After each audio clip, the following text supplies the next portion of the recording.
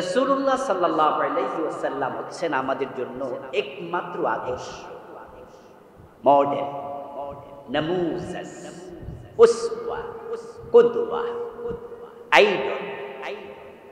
তিনি হচ্ছেন এমন এক মহান মানুষ, মানবিক যত গুণ আল্লাহ তাআলা সৃষ্টি করেছেন, তামাম দুনিয়ার সব মানুষের মাঝে যত উত্তম মানবিক গুণ আল্লাহ ছড়িয়ে ছিটিয়ে দিয়েছেন, নবী মুহাম্মদের ভিতরে আল্লাহ সবগুলোকে একসাথে করে দিয়েছেন।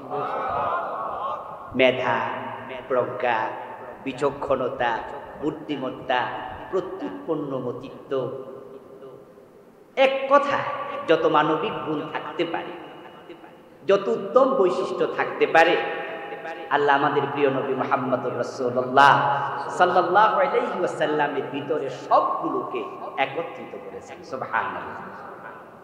করে আল্লাহ তাআলা তাকে আমাদের সম্মুখে উপস্থাপন করে বললেন, লাকাদ কানা লাকুম ফি রাসূলিল্লাহি উসওয়াতুন হাসানাহ।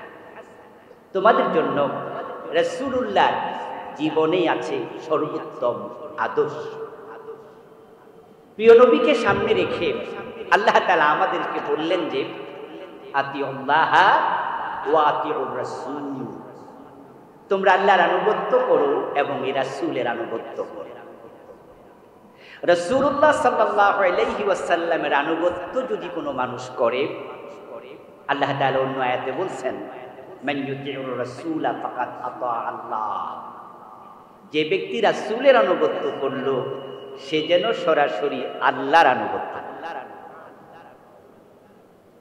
আর যে ব্যক্তি রাসূলকে আনুগত্য করবে, আল্লাহ তাআলা পবিত্র কোরআন মাজিদে তার ব্যাপারে বলছেন, কুল ইন কুনতুম তুহিব্বুনাল্লাহ ফাত্তাবিউনি ইউহিব্বুকুমুল্লাহ ওয়া ইয়াগফির লাকুম যুনুবাকুম ওয়াল্লাহু গফুরুর রহিম। হে প্রিয় নবী, আপনি বলুন, তোমরা যদি আল্লাহকে ভালোবাসতে চাও, আল্লাহর ভালোবাসা পেতে চাও, আমি নবীকে অনুসরণ করো। আলোচ্য বিষয়, প্রিয় নবী মক্কা বিজয়ের পরে ইসলামী রাষ্ট্র কিভাবে বিনির্মাণ করলেন। এখন আমরা আজকে আলোচনা শুনব আর বাড়িতে গিয়ে ঘুমিয়ে থাকব, তাহলে কি রাসূলের অনুসরণ হলো? নবী মুহাম্মদুর রাসূলুল্লাহ সাল্লাল্লাহু আলাইহি ওয়াসাল্লাম ইসলামী রাষ্ট্র মদিনায় প্রতিষ্ঠিত করেছেন। 10টি বছর সেই ইসলামী রাষ্ট্রের তিনি প্রেসিডেন্ট ছিলেন। খন্দকার মাহবুব ভাই বলেছে তিনি আবার রাষ্ট্রের রাষ্ট্রপতি। আচ্ছা, রাসূল রাষ্ট্রপতি ছিলেন, এই মেসেজটা আজকেই কি আমরা জানি না আগেই জানি? তো নবী মুহাম্মদকে যদি বাংলার 92% মুসলমান অনুসরণ করত, তাহলে তো ধর্মনিরপেক্ষতার অনুসারীরা এদেশে রাষ্ট্রপতি হতে পারত না। রাসূল রাষ্ট্রপতি আমরা সবাই জানি। এই ফ্যানটাকে আর একটু কাছে দেওয়া যাবে? আর আপনিও চেয়ারে বসেন, একবারে দেখেন তো কত কাছে আনা যায়। বেড়াল বেটার সামনে আগে ফ্যানটা আমাকে ছেড়ে দেন, ঘেমে যাচ্ছি।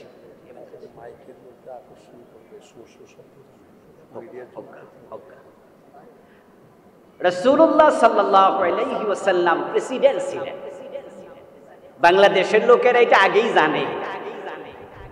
মক্কা বিজয়ের পরে তিনি ইসলামী রাষ্ট্রকে পরিপূর্ণতা দিয়েছেন। এই ওয়াজ আবুল কালাম আজাদ আজকে করবে আর আপনারা জানবেন। ব্যাপারটা কি তা? এটা সবাই জানে। প্রবলেম হলো এক জায়গায়, আমরা জানি কিন্তু অনুসরণ করি না। রাসূলুল্লাহ সাল্লাল্লাহু আলাইহি ওয়াসাল্লাম একাই রাষ্ট্রপ্রধান ছিলেন না। উনি ইন্তেকাল করার পরে, উনি ইন্তেকাল করলেন সোমবারে। আপনারা জানেন যে উনাকে দাফন করা হয়েছে মঙ্গলবার দিবাগত রাতে তথা বুধবারে। সূর্য যখন ডুবে যায় তখন কিন্তু নতুন দিবসের আগমন ঘটে। আল্লাহর হাবিব সাল্লাল্লাহু আলাইহি ওয়াসাল্লাম ইন্তেকাল করলেন সোমবার। সোমবারে সাহাবাই কেরাম উনাকে দাফন করলেন না। অথচ প্রিয় নবী সাল্লাল্লাহু আলাইহি ওয়াসাল্লামের কথা ছিল, বক্তৃতা ছিল, নির্দেশনা ছিল, তিনটি কাজ তোমরা দেরি করো না। একটা হলো কোনো বিবাহের উপযুক্ত মেয়ের যদি যোগ্য পাত্র পাওয়া যায়, বিয়ে দিতে দেরি করা যাবে না। যখন কোনো মানুষ মারা যায় তাকে দাফন করতে দেরি করো না।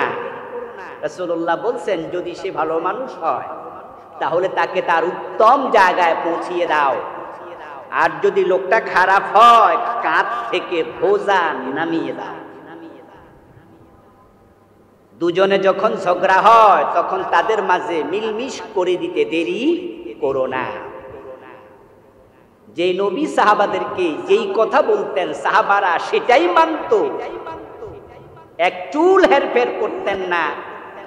তারা প্রিয় নবীকে কবর দিতে দেরি করলেন, সোমবারে কবর দিলেন না, মঙ্গলবার পুরাটা দিন চলে গেল কবর দিলেন না, দিবাগত রাতে, তাও মধ্যরাতিতে মা আয়েশা থেকে বর্ণিত হাদিসে পাওয়া যায়, তিনি বলছেন এশারের নামাজের পরে আমরা আল্লাহর হাবিবকে মাটি দেয়ার আওয়াজ শুনে বুঝছি উনাকে দাফন করা হচ্ছে।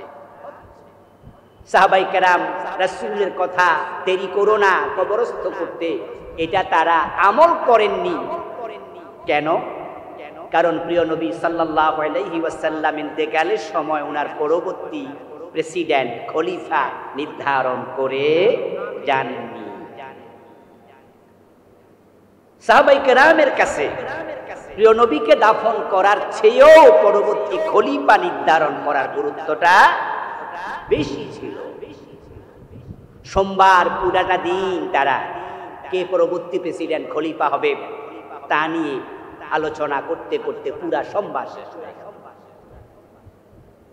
আল্লাহর হাবিবের পরে আবু বকর সিদ্দিক রাদিয়াল্লাহু তাআলা আনহু খলিফা হলেন, রাষ্ট্রপতি। আবু বকরের পরে হযরত ওমর, ফারুক আজম ওমর রাদিয়াল্লাহু তাআলা আনহুর পরে হযরত ওসমান, ওসমানের পরে হযরত আলী। 30 বছর 4 খলিফা। তারা মসজিদেরও ইমাম ছিলেন, রাষ্ট্রেরও প্রধান ছিলেন। রাসূলুল্লাহ নিজে রাষ্ট্রপতি, 4 খলিফা রাষ্ট্রপতি, কিন্তু মুসলমানরা রাসূলের ইসলামী রাষ্ট্র 4 খলিফার ইসলামী রাষ্ট্রের ইতিহাস জানে, কিন্তু অনুসরণ করতে রাজি হয় নাই। না হওয়ার কারণে 53 বছরের বাংলাদেশে ইসলামী শাসন কায়েম হয় নাই।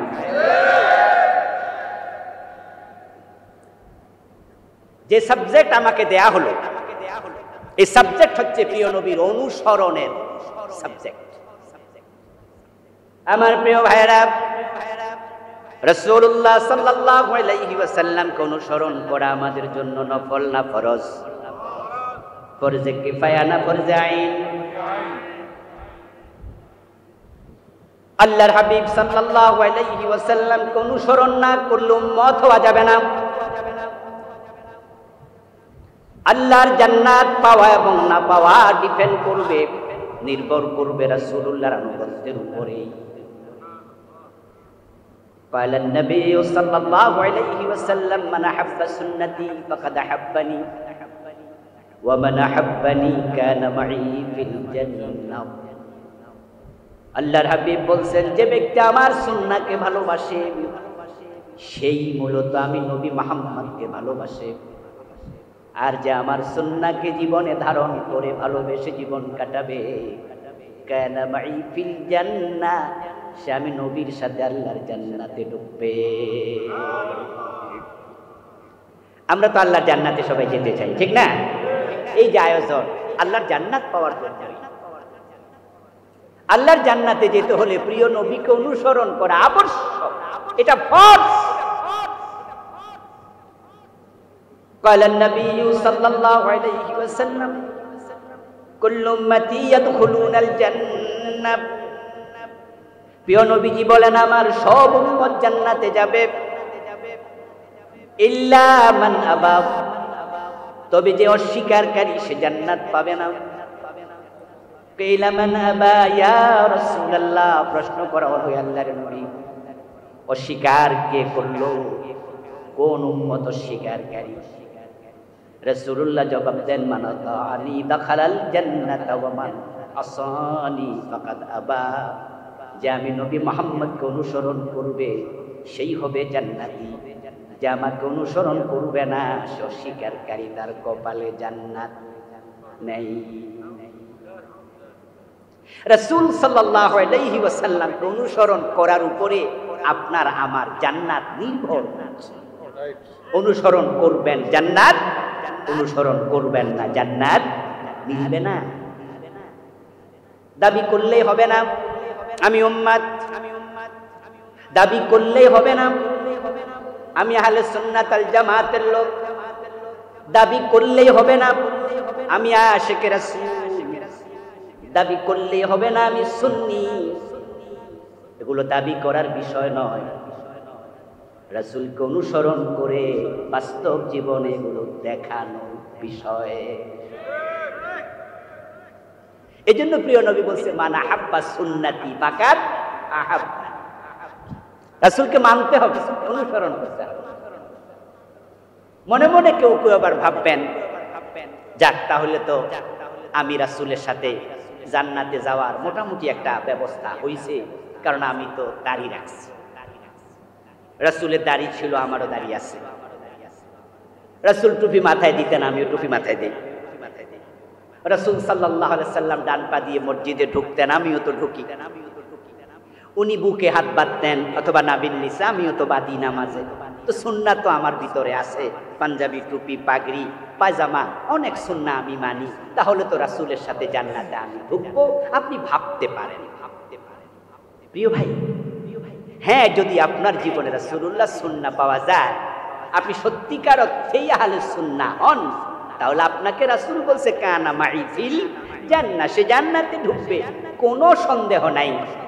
কিন্তু আপনি কি দাড়ি, টুপি, পাজামা, পাঞ্জাবি এটাকেই শুধু সুন্নাহ ভাবেন, এর বাহিরে কি সুন্নাহ নাই?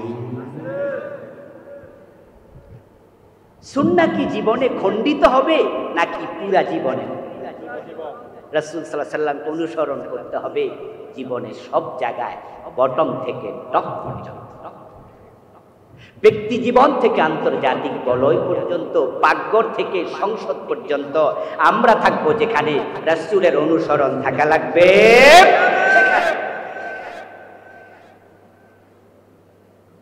প্রিয় নবী সাল্লাল্লাহু আলাইহি ওয়াসাল্লাম কোরআনের বাহিরে নিজের জীবনে সামান্যটুকু চলেন নাই, কোরআনের বাহিরে কোনো কথা তিনি বলেন নাই, ওহীর বাহিরে বলতেন না, ওহীর বাহিরে চলতেন না। রাসূল যেমন ওহী অনুসরণ করেছেন, সেই ওহী আমাদের কাছেও আছে না নাই? তারাকতু ফীকুম আমরাইন লান তাদিল্লু মা তামাসসাকতুম বিহিমা কিতাবাল্লাহি ওয়া সুন্নতি। প্রিয় নবীর ইসলাম হলো পূর্ণাঙ্গ, আল্লাহর ইসলাম পূর্ণাঙ্গ, আর আমাদের জীবনে ইসলাম হলো অর্ধেক। কারো 25% ইসলাম, কারো 50%, কারো 75%। আলহামদুলিল্লাহ, আল্লাহর এমন কিছু বান্দাও আছে যারা জীবনে 100% ইসলাম মানতে রাজি হয়ে বসে আছে। ওই ইসলাম মানার পথে চলতে গিয়ে জেল, জুলুম, অত্যাচার যাই চালানো, চুল পরিমাণ সরে নাম, অন্য ইসলাম মানতে গিয়ে হাসতে হাসতে ফাঁসির মঞ্চে যেত তারা রাজি হয়ে যায়। ইসলামকে তারা পূর্ণাঙ্গ জীবন বিধান হিসাবে আল্লাহর বক্তব্য হলো বিসিলমি কাফ। কনসেপ্ট আপনি নিন প্রিয় ভাই, কনসেপ্ট। এত আশিকে রাসূল বাংলাদেশে, এত সুন্নি জনতা বাংলাদেশে, আচ্ছা শিয়া বাংলাদেশে কয় পার্সেন্ট আছে? আমরা যত পাসপোর্ট লিখ বানাই, আমাদের ভোটার আইডি হয়, আমাদের বিভিন্ন পরিচয় হয়, সেখানে লেখা থাকে সুন্নি মুসলিম বা শিয়া। আমরা যে সুন্নির গড়ে দাগ দেই, আমার মনে হয় বাংলাদেশে শিয়ার পার্সেন্টেজ 1 হবে, 1% হবে না, হয়তো 0 তারপরে হবে। এত মানুষ সুন্নি, তাহলে এই দেশ আল্লাহর ওহী দিয়ে কেন চলে না? এতে বোঝা গেল পুরা জীবনে ওহী মানতে সুন্নিরাই রাজি। তারা খণ্ডিত ইসলাম পেয়ে খুশি, অথচ আল্লাহর বক্তব্য দুখুলু ফিস সিলমি কাফা, ইসলামে পুরা ইসলামী রাষ্ট্র রাসূল মক্কা বিজয়ের পরে প্রতিষ্ঠিত করেছেন, ব্যাপারটি তা নয়। মক্কার বিজয়ের পরে তিনি পূর্ণতা দিয়েছেন। মূলত ইসলামী রাষ্ট্রের গোড়া পত্তন হয় হিজরতের পর থেকে। সুবহানাল্লাহ। মক্কা বিজয়ের পরে তো কোরআনের আয়াত নাজিল হয়েছে অল্প কয়টা। মক্কা বিজয়ের আগেই তো কোরআনের অধিকাংশ নাজিল হয়ে গেছে। অধিকাংশ ফৌজদারি বিধান মক্কা বিজয়ের আগে এসেছে। রাসূল সাল্লাল্লাহু আলাইহি ওয়াসাল্লামের জীবনে যত জিহাদ ছিল 27টিতে তিনি সেনাপতি ছিলেন। মক্কা বিজয়ের পরে জিহাদ হয়েছে মাত্র 2টা, হুনাইন এবং তাবুক। বাকি মক্কা বিজয় সহ 25টা তো আগেই হয়ে গেছে। আল্লাহর হাবিব মদিনা হিজরত করার পরেই তো পৃথিবীর প্রথম লিখিত সংবিধান, দি চার্টার অফ মদিনা, ইসলামের প্রথম লিখিত কনস্টিটিউশন তিনি লিখেন হিজরতের পরপর। আউস, খাজরাজ, বনু নজির, বনু কোরাইজা, বনু কায়নুকা সব মানুষকে সাথে নিয়ে তিনি মদিনা একটি শান্তিপূর্ণ রাষ্ট্র প্রতিষ্ঠিত করলেন। হিজরতের পর মক্কা বিজয়ের পরে মক্কা সহ টোটাল আরব অঞ্চলে ইসলামকে পূর্ণতা দিয়েছেন। ইসলামী রাষ্ট্র কেন এস্টাবলিশ করা লাগলো? কারণ হচ্ছে কোরআন যদি পরিপূর্ণ কায়েম করতে চান, ইসলামী রাষ্ট্র কায়েম না করলে পূর্ণ কোরআন কায়েম করা যাবে না। কারণ কোরআন মাজিদের এমন কিছু বিধান আছে যেগুলো ইসলামী রাষ্ট্রের সাথে ডিরেক্ট সম্পর্কিত। যেমন আপনারা যারা এখানে আছেন সবাই তো বুদ্ধিমান মানুষ, বলুন তো চোর ধরে হাত কাটা, এই বিধানটা আল্লাহর কোরআনে আছে না নাই? চোর ধরে হাত কাটা রাষ্ট্রের জন্য এটা নফল না ফরজ? ফরজ। এই 52 বছর বা 53 বছরের বাংলাদেশে এই ফরজ বিধানটা কি আমরা একদিন কায়েম করতে পেরেছি? কারণ ইসলামী রাষ্ট্রের অনুপস্থিতি। অথচ শুনুন, রাসূলুল্লাহ সাল্লাল্লাহু আলাইহি ওয়াসাল্লামের সময় একজন মহিলা চোর ধরা পড়ল। আল্লাহর হাবিব বললেন, তার হাত কেটে দাও। ওই মহিলা ছিল বিবাহিতা, সম্ভ্রান্ত বংশের নারী। রাসূল সাল্লাল্লাহু আলাইহি ওয়াসাল্লামের পালক পুত্র হযরত যায়েদ, ওনার ছেলের নাম ছিল উসামা। আল্লাহর হাবিব তাকে খুব বেশি মহব্বত করতেন। হযরত উসামা ইবনে যায়েদ রাদিয়াল্লাহু তাআলা আনহু অন্যান্য সাহাবার পরামর্শের আলোকে প্রিয় নবীর কাছে গিয়ে বললেন, ইয়া রাসূলুল্লাহ, এই মহিলার হাত না কেটে অন্য কোনো শাস্তি দেয়া যায় কিনা, একটু বিবেচনা করুন। হযরত উসামার পরামর্শ শুনে প্রিয় নবীজি সাল্লাল্লাহু আলাইহি ওয়াসাল্লাম রেগে গেলেন। ওনার চেহারা লাল হয়ে গেল। সাহাবাদেরকে ডেকে তিনি একটি ভাষণ দিলেন, খুতবা দিলেন। ওই খুতবার মাঝে প্রিয় নবীজি বলছেন, আমার সাহাবারা, ওই মহিলা নয়, আমার মেয়ে ফাতেমা যদি চুরি করত, আমি নবী মুহাম্মদ ফাতেমার হাতটাও কেটে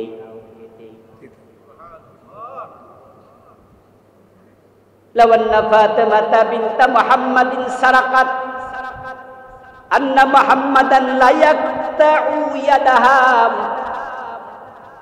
এই মহিলা নয়, যদি মুহাম্মাদের মেয়ে ফাতেমা চুরি করে আমি ফাতেমার হাতও কেটেই দেব। কারণটা কি?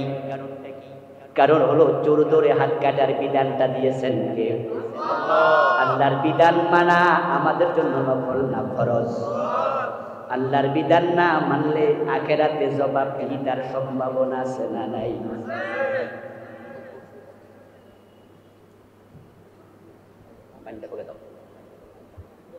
রাসূলুল্লাহ সাল্লাল্লাহু আলাইহি ওয়াসাল্লাম বলতেছেন,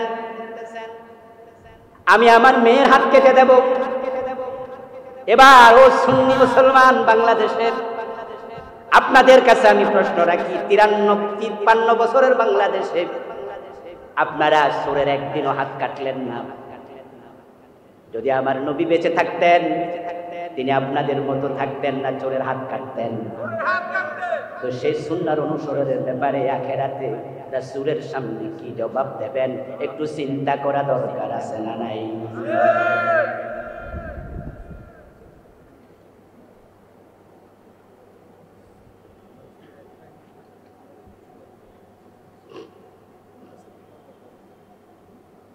আজকে আমার ওয়াজ শুনবেন, আগামীকাল যদি আপনার ঘরে চোর ঢোকে তাহলে আপনি চোর ধরে হাত কেটে দেবেন, এ সুযোগ আছে? কারণ ইসলামের ফৌজদারি বিধানগুলো ব্যক্তি কায়েম করবে না, এটা রাষ্ট্রের সাথে সম্পৃক্ত। রাসূল ছিলেন রাষ্ট্রপ্রধান, তাহলে চোর ধরে হাত কাটার জন্য রাসূলের মতো এমন আদর্শের রাষ্ট্রপ্রধান বাংলাদেশে দরকার আছে না? 53 বছর এটা করলেন না। বাইতুল মুকাররম জাতীয় মসজিদের খতিব যদি, ইমাম যদি আগামীকালকে নামাজ পড়ায় টুপি ছাড়া, উনি টুপি ছাড়া এক ওয়াক্ত নামাজ পড়াই ফেলছে, এটা নিয়ে ফেসবুকে জ্বর ওঠার সম্ভাবনা আছে না? আচ্ছা, টুপি মাথায় দেয়া কি ফরজ না সুন্নাহ? সুন্নাহ মুআক্কাদা না সুন্নাহ নাফিলা?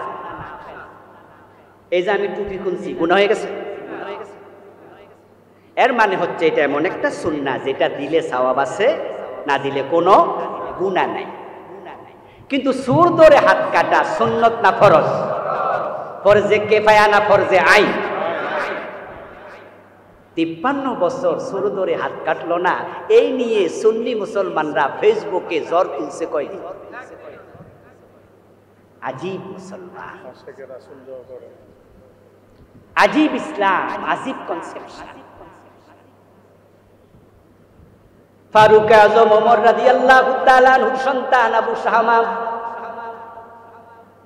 যুদ্ধের মাঠে গেল। যুদ্ধটা সংগঠিত হয়েছে তৎকালীন মিশরে।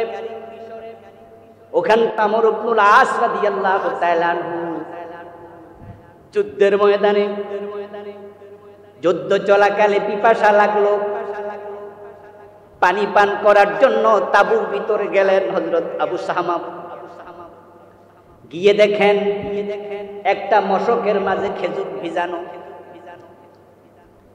খেজুর যদি ভিজিয়ে রাখে খেজুরের মাঝে একটু লালিমা তৈরি হয়, পানিতে হালকা মিষ্টি মিষ্টি ভাব আসে, এটার নাম হলো নাবিদ। এটা শরবত, এটা খাওয়া যায়। কিন্তু যদি এই নাবিজ 2 দিন 3 দিন 5 দিন লম্বা সময় ধরে ভিজানো থাকে, ওটার মাঝে মাদকতা তৈরি হয়, তার নাম খমর, মদ। এটা খাওয়া হারাম। এখন নাবিজ কখন খমর হয় সেটা যাচাই করার জন্য সেটা নাইরা সাইরা দেখা। নাবিজ হলো পাতলা, খমর হলো একটু গাঢ়।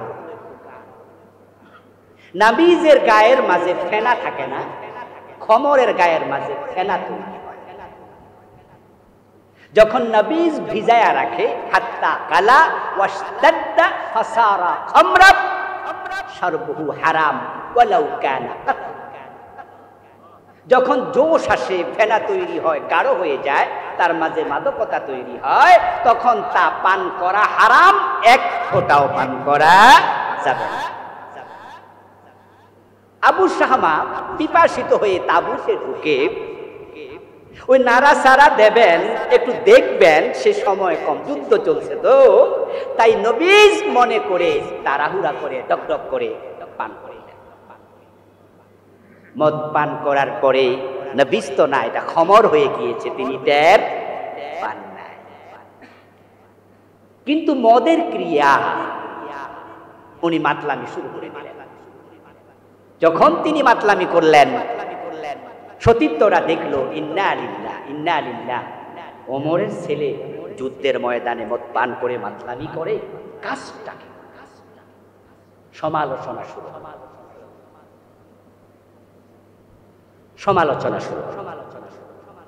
উনি যখন জ্ঞান ফিরে আসলো, হুঁশ ফিরে আসলো, তখন তিনি বন্ধু বান্ধব সতীর্থদের থেকে শুনতে পেলেন যে উনি মদ খাইছে। উনি তখন বললেন, আমি তো মদ পান করিনি, আমি তো নবীজ ভেবে পান করেছিলাম, কিন্তু যা হওয়ার তা তো হয়ে গেল, এটা তো নবীজ নয়, এটা তো মদ। এখন মদ পান করার ব্যাপারে ইসলামে নির্ধারিত একটি শাস্তি আছে না নাই? এটা কি রাসূল নিজে বানাইছে না আল্লাহর বিধান? মা ইয়ানতিকু আনিল হাওয়া ইন হুয়া ইল্লা ওয়াহয়ুহা। আমার রাসূল বানায়া একটা কথা বলেন না, সুবহানাল্লাহ। প্রতিটা কথা আল্লাহ যা বলেছেন সব। মদের বিধান কোরআনে সরাসরি নাই যে এত ব্যাদ দাও, কিন্তু হাদিসে আছে। হাদিস ও ওহী, এটার নাম ওহীয়ে গায়রে মাতলুব। এটা ওহী, আল্লাহর হাবিবের বিধান। মদ পান করলে ব্যাদ লাগাতে হবে। এ নিয়ে সাহাবায়ে কেরামের মাঝে দুরকম বক্তব্য পাওয়া যায়। কোন কোন সাহাবী বলেছেন 80 ব্যাদ, কোন কোন সাহাবী বলেছেন 40 ব্যাদ। প্রিয় নবী থেকে আসছে। তবে হযরত ওমরের সময় তিনি 80 বেতের প্রাধান্য দিয়ে রাষ্ট্রীয় সার্কুলার জারি করে দিয়েছেন, মদ পান করলে তাকে 80 বেত। আবু শামা ভাবলেন, বাড়ি যদি ফিরে যাই, বাবা ওমর রাগী মানুষ, যখন তিনি শুনবেন আমি যুদ্ধের ময়দানে মদ পান করেছি, নিশ্চয়ই তিনি আমাকে ছাড়বেন না। তাহলে বাবার হাতে মাইর না খাইয়া এই মাইর অন্যের হাতে খাওয়াই। মদিনায় আর ফিরলেন না, তিনি চলে গেলেন আমর ইবনে আস রাদিয়াল্লাহু তাআলা আনহুর কাছে, যিনি মিশরের গভর্নর। রাসূলুল্লাহ সাহাবী আমর ইবনে আস গায়ের জামাটা খুলে দিয়ে বললেন, চাচা, অপরাধীর চেহারা নিয়ে বাবার সামনে মদিনায় হাজির হতে চাই না। আমি মদ পান করে ফেলেছি, বুঝিনি, তবে মানুষ তো দেখে ফেলেছে। তা আল্লাহ রাসূলের বিধান আপনি কার্যকর করে দিন। আমর ইবনে আস রাদিয়াল্লাহু তাআলা আনহু আবু শামাকে 80 বেত দিলেন। হাত পিছে নিলেন, হাত পিছে নিয়ে মদিনায় ফিরলেন। এর মাঝে ওমরের কান পর্যন্ত মেসেজ তো চলে গেল। হযরত ওমর আবু শামাকে দেখে প্রশ্ন করলেন, এই বেটা, যুদ্ধের মাঠে মদ পান করলি, কাজটা ভালো করলি নাকি? এদিকে আয়। আবু শামা জানে বাবা ব্যথাতে নিতে পারে, তাই গায়ের জামাটা খুলে বাবার দিকে পিঠ ফিরে বলেন, বাবা, আমর ইবনে আস চাচা আমাকে হদ কায়েম করেছে, অপরাধীর চেহারা নিয়ে তোমার সামনে আসি নাই, অপরাধের কাফারা আমি মিশরে রেখে এসেছি। হযরত ওমর খুশি হয়ে গেলেন, খুব ভালো করছো, তোমাকে কয় বেত দিছে? আমি তো সার্কুলার করেছি 80 বেত। আবু শামা বলে, বাবা একটাও কম দেয় না, 80টাই দিচ্ছে। হযরত ওমর বললেন, একজন সাক্ষী লাগবে, আমি নিজের মনটাকে তৃপ্ত করতে চাই। আমার সার্কুলার আমার ছেলের ব্যাপারেও আমার গভর্নর ছাড় দেয়নি, পরিপূর্ণ কার্যকর করেছে, আমি আনন্দিত হয়েছি, তবে একজন সাক্ষী যদি তুমি উপস্থাপন। আবু শামা জবাব দেন, বাবা সাক্ষী পাবো কই? চাচা আমর ইবনে আস যখন আমাকে বেত্রাঘাত করেন, উনি ঘরের দরজা লাগাইয়া তারপরে বেত্রাঘাত করেছে, সেখানে আমি এবং উনি ছাড়া আর কেউ ছিল না। ওমর রাদিয়াল্লাহু তাআলা চেহারা লাল হয়ে গেল, সাথে সাথে সিটি লিখলেন, আমর ইবনে আস মদিনায় আসো, তাড়াতাড়ি সিটি পাওয়ার পরে দেরি করা যাবে। আমর ইবনে আস রাদিয়াল্লাহু তাআলা মদিনায় আসলেন। হযরত ওমর আমর ইবনে আসকে প্রশ্ন করলেন, ইসলামের ফৌজদারি বিধান কায়েমের সিস্টেম রাসূল আমাদেরকে ঘরে দরজা বন্ধ করে হুদুদ কায়েম শিখাইছে না মানুষের সামনে শিখাইছে? বলো আমর। আমর ইবনে আস জবাব দেন, আল্লাহর বিধান কায়েম হবে মানুষের সামনে। আল্লাহ তাআলা সূরা নূরে বলেছেন, ওয়ালিয়াশহাদ আযাবাহুমা তাইফাতুম মিনাল মুমিনিন। জেনাকারী তাদেরকে যখন শাস্তি দেবেন, ও নবী মুহাম্মদ, একদল মুমিন সেখানে যেন উপস্থিত। লজিক লজিক হলো যারা অপরাধ করে তারা শাস্তি পেয়ে অপরাধ থেকে নিবৃত্ত হবে, আর যারা দেখবে তারা শাস্তি দেখে অপরাধ করার সাহস আর করবে না। ইসলাম কত সুন্দর।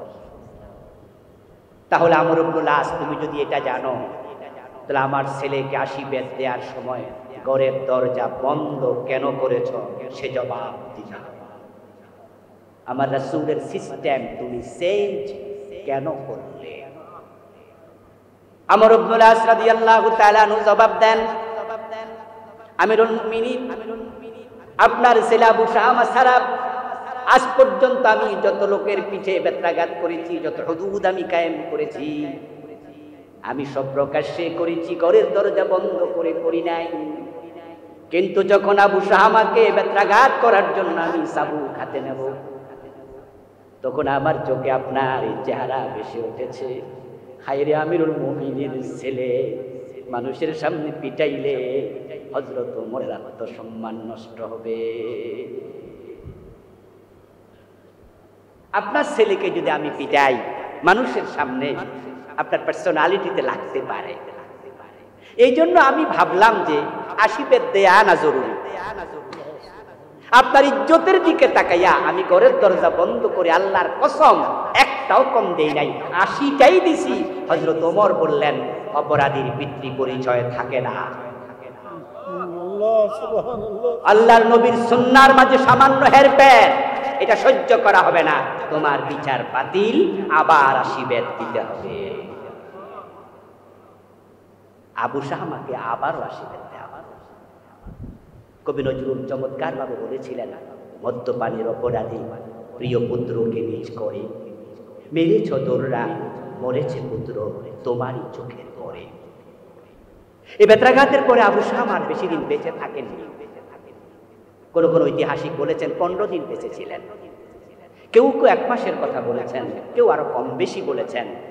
আবু শামা এরপর অসুস্থ হলেন, কেউ কেউ বলেছেন যে স্বাভাবিক অসুস্থতায় তিনি মারা গেছেন, কেউ কেউ বলেছেন না, ডাবল বেত্রাঘাতে তিনি অসুস্থ হয়েছেন। এবং তার অসুস্থ অবস্থায় হযরত ওমর ছেলেকে দেখতে গেলেন।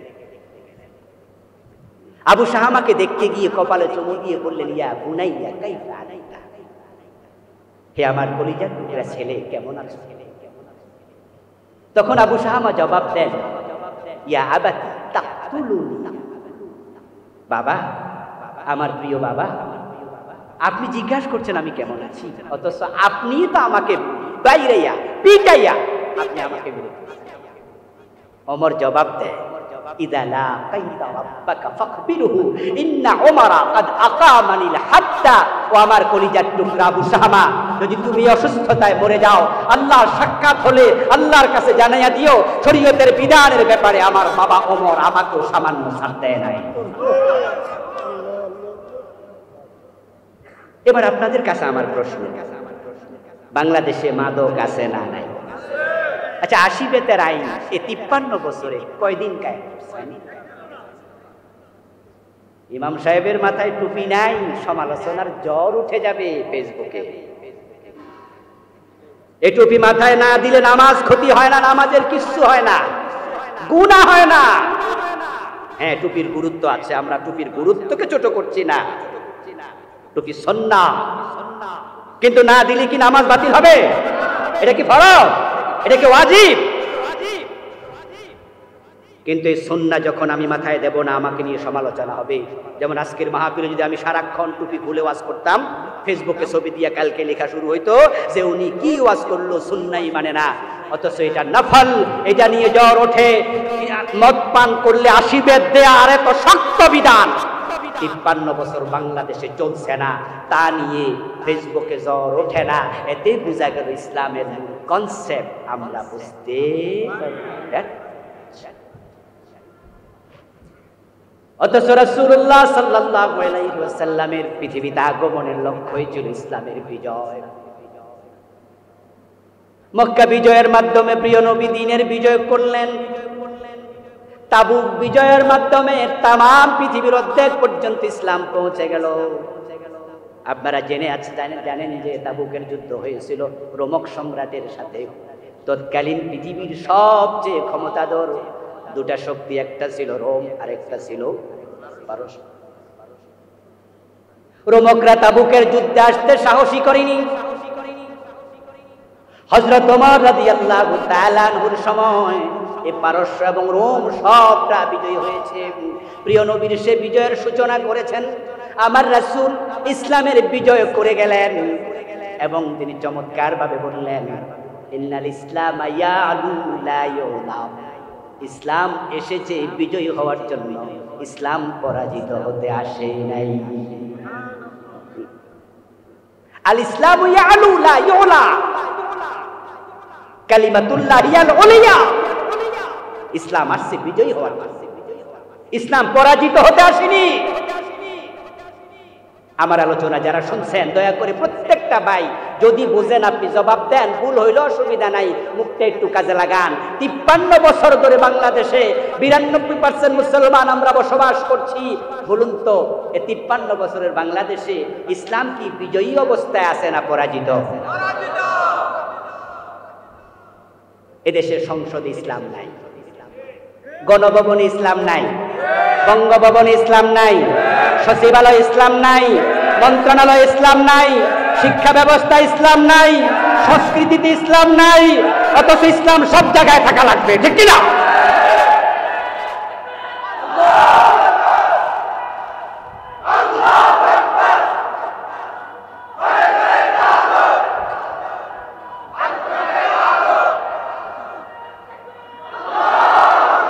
আমার প্রিয় ভাইয়েরা, আল্লাহর নবীকে আল্লাহ দুনিয়ায় পাঠিয়েছেন ইসলামের বিজয়। রাসূলুল্লাহ সাল্লাল্লাহু আলাইহি সাল্লামের জীবনের প্রধানতম লক্ষ্যই ছিল দ্বীনের বিজয় করা। এই কথাটা আল্লাহ তাআলা কুরআন মাজিদের 3টি সূরাতে বলেছেন। আরে ভাই, মক্কা যখন বিজয় হয়ে গেল, সুবহানাল্লাহ পড়ে, কি লাভ? বিজয় যে কত আনন্দ, বিজয় যে কত আনন্দ। বিজয়ের আগ পর্যন্ত আল্লাহর ঘর কাবার ভিতরে মূর্তি ছিল, ঠিক না? আরে বিজয় আর পরাজয় যে কি জিনিস। রাসূলুল্লাহ সাল্লাল্লাহু আলাইহি ওয়াসাল্লাম যখন হুদায়বিয়ার সন্ধি থেকে মক্কায় না পৌঁছে ফিরে আসলেন সন্ধি করে, পরের বছর 7ম হিজরিতে প্রিয় নবীজি সাল্লাল্লাহু আলাইহি ওয়াসাল্লাম উমরাতুল কাদা আদায় করার জন্য মক্কায় গিয়েছেন। সন্ধিতে সত্য ছিল তিনি সেখানে 3 দিন অবস্থান করতে পারবেন। প্রিয় নবীজি মক্কায় গেলেন, 3 দিন মক্কায় অবস্থান করলেন। 3 দিনে ফরজ নামাজ কত ওয়াক্ত বলেন না ভাইরা? প্রতিদিন কত ওয়াক্ত? 3 দিনে কয় ওয়াক্ত? 15 ওয়াক্ত নামাজ কি রাসূল পড়েছেন না পড়েন নাই? নামাজ পড়ার সময় চেহারা ফিরাইতে হয় কোন দিকে? ফাওয়াল্লি ওয়াজহাকা শাতরাল মসজিদিল হারাম। আচ্ছা, রাসূল যখন এই 15 ওয়াক্ত নামাজ কাবার দিকে ফিরে পড়লেন, তখন ওই কাবার ভিতরে মূর্তি আছে না নাই? ওই মূর্তি কি সরাইতে পারছে? এই হলো পরাজিত অবস্থার ফল। কিছু করার নাই। 360টা মূর্তি কাবার ভিতরে শুধু ছিল না, ভিতরে বাহিরে সাফা মারওয়া পাহাড় মিলাইয়া সব সহ 360। কিছু মূর্তি ছিল বাহিরে। আল্লাহর হাবিব যখন আল্লাহকে সিজদা করছেন তখনও তার চোখের সামনে মূর্তি ছিল, কারণ ইসলাম ছিল 7ম হিজরিতে পরাজিত। কিন্তু পরের বছর যখন আল্লাহ ইসলামকে মক্কা বিজয়ের মাধ্যমে মক্কায় ঢুকাইয়া দিলেন, বিজয়ী হয়ে গেল, মক্কার সে 360 মূর্তি ছিল না? ছিল না। জাআল হাক্কু ওয়া যাহাকাল বাতিল ইন্নাল বাতিলা কানা যাহুকা। রাসূলুল্লাহ সাল্লাল্লাহু আলাইহি ওয়াসাল্লাম হাতে একটি লাঠি নিয়ে কাবার ভিতরে তিনি ঢুকলেন। ঢুকে তিনি ওই লাঠি দিয়ে মূর্তির মাথায় আঘাত করলেন, গলায় লাগাইয়া হাতের লাঠি ধাক্কা দিলেন, টান দিলেন, মূর্তিগুলা উপর হয়ে পড়ল। প্রিয় নবী তিলাওয়াত করছিলেন, জাআল হাক্কু, সত্য এসেছে, ওয়া যাহাকাল বাতিল, বাতিল চলে গেছে। সুবহানাল্লাহ। ইন্নাল বাতিলা কানা যাহুকা, বাতিল থাকতে আসেনি, বাতিলকে চলে যেতেই হবে। আপনারা একটু বলুন তো প্রিয় ভাইয়েরা, অন্ধকার দূর করার জন্য আলো দরকার আছে না নাই? জাআলাজ যুলুমাতি ওয়ান নূর, কোরআনে আল্লাহ তাআলা বলেছে জাআলাজ যুলুমাতি ওয়ান নূর। আল্লাহ বলছেন তিনি অন্ধকার বানাইছেন এবং আলো বানাইছেন। অন্ধকারকে আগে বলেছেন, কারণ হচ্ছে অন্ধকারই আগে বানাইছে, আলো আসার পর অন্ধকার পালিয়ে যাও। ইসলাম হলো আলো। আল ইসলামু নূরুন ওয়াল কুফরু যুলুমাত। আল্লাহর হাবিব দ্বীনের বিজয় করলেন, আলহামদুলিল্লাহ, ইসলাম প্রতিষ্ঠিত হয়ে গেল। এখন বাংলাদেশে এই যে কোথাও ইসলাম নাই, অনিসলামওয়ালারা, ধর্মনিরপেক্ষতার ধ্বজাধারীরা, ইসলাম বিদ্বেষীরা, এই দেশের রাম এবং বামেরা যারা নিজেদেরকে ধর্মনিরপেক্ষতাবাদী বলছে, তারা আসলে ধর্মনিরপেক্ষতাবাদী না, বরং প্রত্যেকটাই ধর্ম বিদ্বেষী। তারা ইসলামকে সব জায়গা থেকে নির্মূলের জন্য পরিকল্পনা হাতে নিয়ে এমন আগাইছে, আগাইতে আগাইতে আমাদের স্কুলের সিলেবাসে শরীফ শরীফার গল্পের নাম দিয়া তারা আমাদের দেশে সমকামিতার সাপ্লাই দেওয়ার ষড়যন্ত্র পর্যন্ত করেছে। শিক্ষা ব্যবস্থা ইসলাম শেষ করে দিয়েছে।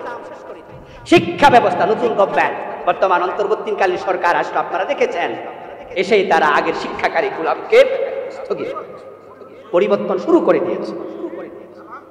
কারণটা কি? কারণটা এই গভর্নমেন্ট এসেই শিক্ষা ব্যবস্থায় কেন হাত দিয়েছে? কারণ এই দেশের শিক্ষা ব্যবস্থাকে এতটা ধ্বংস করেছে, এই শিক্ষা ব্যবস্থায় যে পড়ে বড় হবে, বরং আস্তিক না হয়ে নাস্তিক হয়ে বেড়ে উঠবে।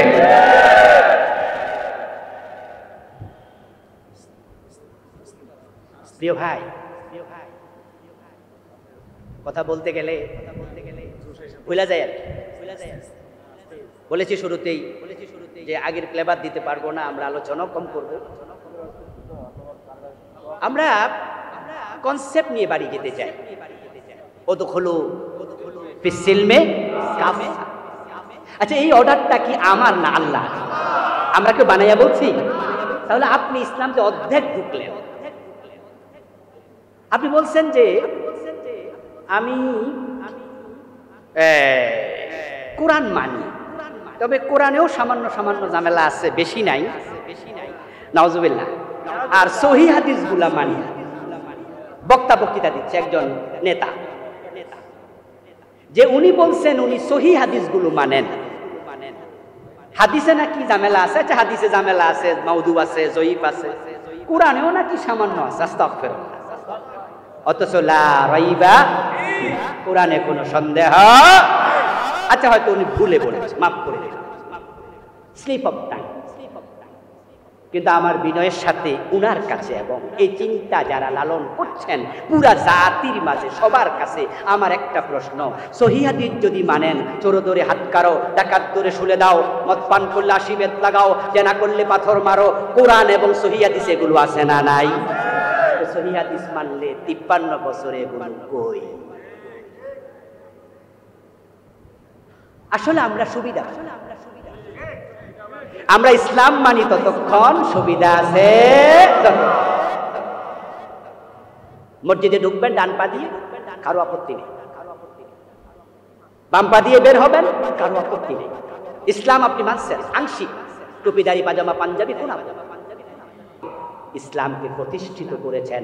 আসুন আমরা আমাদের আল্লাহর দেয় সুযোগটা এবার কাজে লাগাই। আলহামদুলিল্লাহ, আলহামদুলিল্লাহ, 53 বছর পরে আল্লাহ বাংলাদেশের মুসলমানদের হাতে নতুন একটা সুযোগ দিয়েছেন। এমন সুযোগ আমরা এই 53 বছরে পাই নাই। আপনারাই বলুন তো, বর্তমান অন্তর্বর্তীকালীন সরকার যদি সিদ্ধান্ত নেয় গণভোট দিয়া নতুন সংবিধান লিখবে, সেই সুযোগও আছে না নাই? এই সুযোগে 53 বছরে আমরা দ্বিতীয়বার আর 72-তে সংবিধান লেখা হয়েছে, দেশ স্বাধীন হওয়ার পরের বছর। তারপর থেকে সংবিধান প্রয়োজনে বিভিন্ন ধারা উপধারা পরিবর্তন হয়েছে, কিন্তু সম্পূর্ণটা বাতিল করে দিয়ে নতুন করে লেখার কথা কোনো গভর্নমেন্ট ভাবতে পারে নাই। কিন্তু বর্তমান সরকার চাইলে সরাসরি আল্লাহর কোরআনটাকে সংবিধান ঘোষণা দিতে পারে। সে সুযোগ আছে, আল্লাহর দেয়া সুযোগ। 53 বছর যারা দেশ চালালো, তারা যদি আল্লাহর কোরআন দিয়ে চালাতো তাহলে তাদের ব্যাপারে আমাদের কোনো অভিযোগ ছিল না। আমাদের এই আলোচনা কি তাদের সাথে শত্রুতার কারণে না আল্লাহর আইনের বিধানের কারণে? আল্লাহর কিছু বিধানকে তারা এই দেশে বাস্তবায়িত হতে দেয়নি। কোরআন এখানে পরিচালিত, তারা হয়ে গেছে পরিচালিত। কোরআন এখানে শাসিত, তারা হয়ে গেছে শাসক। কোরআন এখানে পরাজিত, তারা ছিল বিজয়ী। কিন্তু আল্লাহর কোরআন পরিচালিত হতে আসেনি, পরিচালক হতে এসেছে। শাসিত হতে আসেনি, শাসক হতে এসেছে। পরাজিত হতে আসেনি, বিজয়ী হতে এসেছে। আল্লাহর দেয়া সুযোগ কাজে লাগাইয়া আগামী বছর অথবা তার পরের বছর নতুন যে নির্বাচন হবে, আলেম ওলামা ইসলাম ওলামা একমত হয়ে যাও, কোরআন বিজয়ী হয়ে যাবে।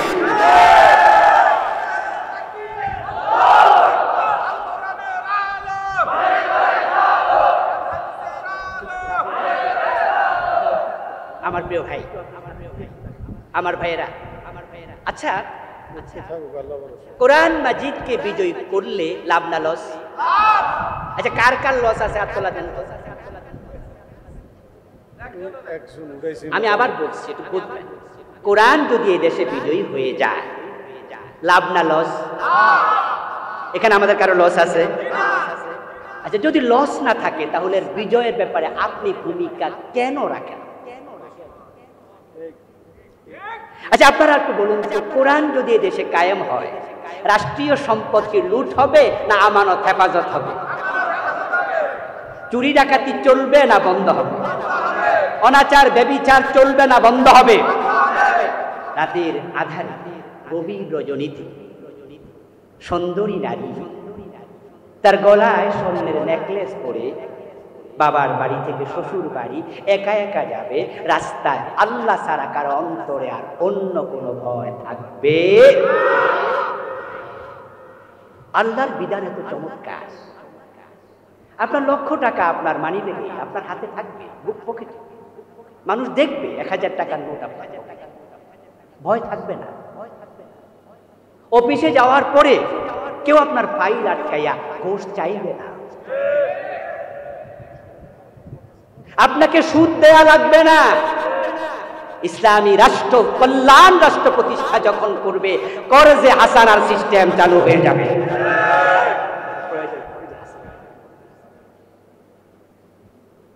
আমরা দেখেছি ইসলাম বিজয়ের পরে কি হয়েছিল। যে জাহিলিয়াতের যুগে বাবা নিজের মেয়েটাকে নিজ হাতে কবর দিত, মানুষ মানুষের সাথে হানাহানি কাটাকাটি কথায় কথায় লিপ্ত হতো। ওই দেশে দেখি হযরত ওমরের জমানায় গাছতলায় অদ্য দুনিয়ার সম্রাট ওমর ঘুমায়া থাকে, বডিগার্ডের প্রয়োজন। যে দেশের মানুষ না খেয়ে থাকতো 2 দিন 3 দিন, কত সাহাবা পেটের মাঝে পাথর বেঁধেছে, এমন হাদিসও।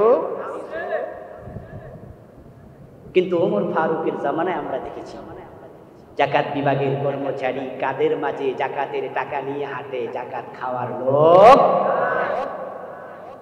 এই জন্য আসুন প্রিয় ভাইয়েরা, এবার আল্লাহর দেয়া সুযোগটা কাজে লাগাতে হবে। আলেম ওলামারা ভেদাভেদমূলক ঐক্যবদ্ধ হওয়া লাগবে, ঠিক আছে? জাতীয় মসজিদ বাইতুল মুকাররমের এই বারাকাপূর্ণ ঈদ মিলাদুন নবী সাল্লাল্লাহু আলাইহি সাল্লামের এই পবিত্র মঞ্চ থেকে তাম দেশের আলেমদের প্রতি আমি আহ্বান জানাচ্ছি, আমরা ভেদাভেদ ভুলে যাব। ছোট ছোট মাসালা নিয়ে আমরা আর বিভেদ করব না। সব মুসলমান কালেমার ভিত্তিতে এক হয়ে যাব। আলেমরা যদি এক হয়ে যায়, জালেমরা আর মাথা তুলে দাঁড়াতে পারবে না। আলেমরা যদি এবার এক হয়ে যেতে পারে, এমন গণজোয়ার ইসলামের পক্ষে উঠবে যেটা আমরা কল্পনাও করতে। কারণ ধর্মনিরপেক্ষতার রাজনীতি 53 বছর মানুষ দেখেছে। আমরা আগাতে পারলে আগামী 5 বছর ইসলাম দেখতে চায় মানুষ। আল্লাহ তুমি তৌফিক দান করো, বলেন আমিন। হাযা মা ইনদি ওয়াল ইলমু ইনদাল্লাহ আলাইহি তাওয়াক্কালতু ওয়া ইলাইহি উনীব। আল্লাহ হাফিজ। আমাদের খন্দকার আল্লামা মাহবুবুল হক ভাই দোয়া করবেন, ওনার দোয়ার সাথে আমরা শরীক হয়ে শেষ করব।